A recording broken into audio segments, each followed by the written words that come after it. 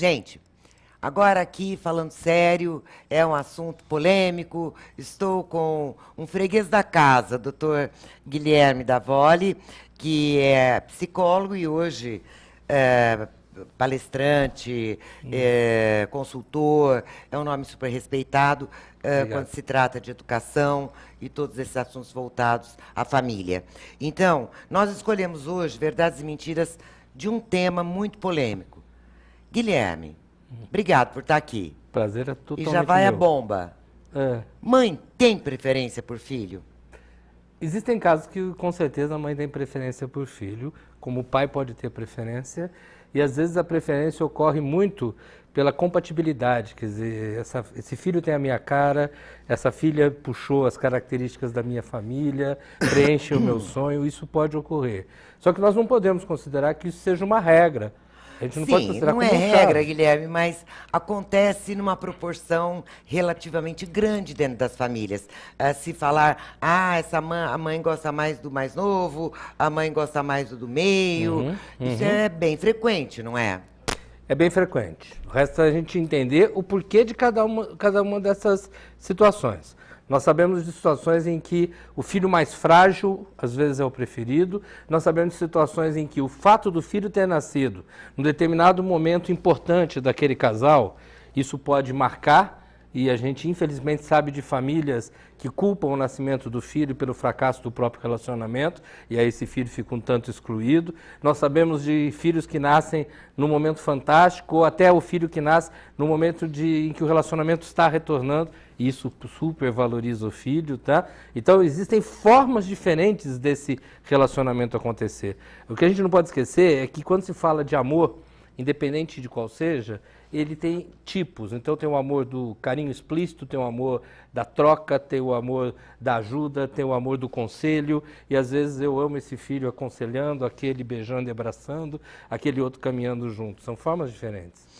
Quando lá em casa dizem, como eu tenho 4 filhos, quando lá em casa dizem que é o do meio, que todo mundo fica falando, eu cheguei a me sentir tão incomodada com isso que eu fui procurar um especialista, na verdade, há muitos anos atrás, você mesmo já Sim. era fã dele há muitos anos atrás, para perguntar para ele se de tantas pessoas falarem isso, se eu queria mudar, eu queria saber se tinha um jeito dele me ajudar. E ele me ajudou.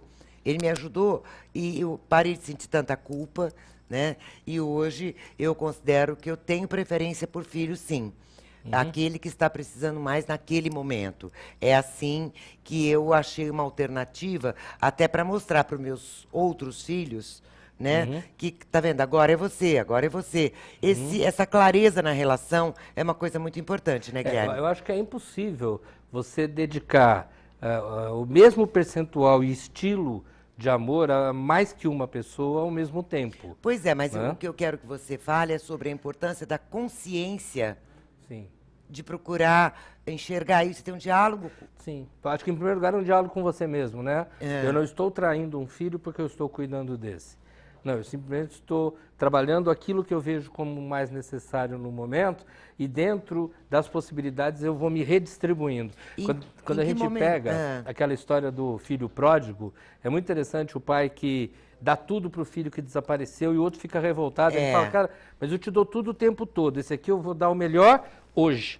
Para você eu dei o Aham. tempo todo. Então, deixa eu ser pai de todos eles. Ô, Guilherme, qual é o momento preocupante que deve se procurar ajuda quanto a isso? Eu acho que se deve procurar ajuda toda vez que a gente está sofrendo, né?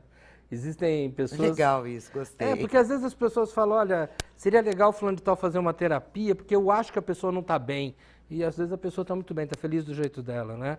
A terapia ou mesmo a ajuda de amigo, ela sempre vem muito bem quando a gente está se sentindo sozinho, sem força. Essa é a hora ideal para se procurar um apoio. Então não é pecado você se dedicar mais a um filho num determinado momento. Isso é uma coisa natural.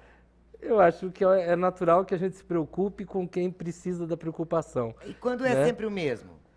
Quando é sempre o Tem- mesmo, a gente tem que olhar o que está nos atrapalhando a amar os outros. Porque às vezes Ah, o problema não é que eu estou me dedicando demais aqui, é que talvez eu tenha colocado barreiras ou eu esteja sentindo barreiras do outro comigo e aí eu estou evitando chegar. Às vezes a gente não se aproxima tanto de alguém, porque esse alguém tem uma forma de posicionamento que nos afasta. É esse o detalhe que a gente tem que estar pensando. Tá, eu tô rindo aqui, o Guilherme tá falando depressa, sabe, gente? Porque a gente estourou todos os tempos, todos os blocos, e agora para falar de um assunto tão importante, o Alessio fica ali atrás fazendo sinal, acabou o tempo, acabou o tempo. Guilherme, a gente vai trazer outros temas aqui que a gente quer conversar e vou te convidar mais vezes para voltar. Uma dica final que eu não te perguntei, alguma coisa que eu não tenha te perguntado, sobre essa questão de uma família se sentir incomodada porque tem um filho que é muito mimado. Dá a dica final para a gente encerrar o programa. Tá, eu acho que o que a gente tem que pensar de forma prática, nós temos um mundo extremamente dinâmico, nós temos um mundo extremamente competitivo, nós precisamos de filhos que saibam trocar ideias, nós precisamos de filhos que saibam interagir no mundo e desenvolver suas redes de contato. A partir daí, aquele filho que eu não consegui me dedicar totalmente hoje, eu vou ter os próximos tempos para isso. É não se sentir culpado de errar, só se sentir culpado de não estar tentando acertar. É a única coisa. Agora, nós somos pais e não existe treinamento para pais. Existe simplesmente oportunidades futuras da gente poder estar se recompondo diante de alguma dificuldade que ficou e não deu para resolver na época certa. Lição de casa difícil essa que você deu para nós, viu, Guilherme? Mas vamos tentar segui-la. Obrigada, meu caro, por ter estado conosco, por essas dicas importantes, pela rapidez da entrevista. Imagina. A gente se vê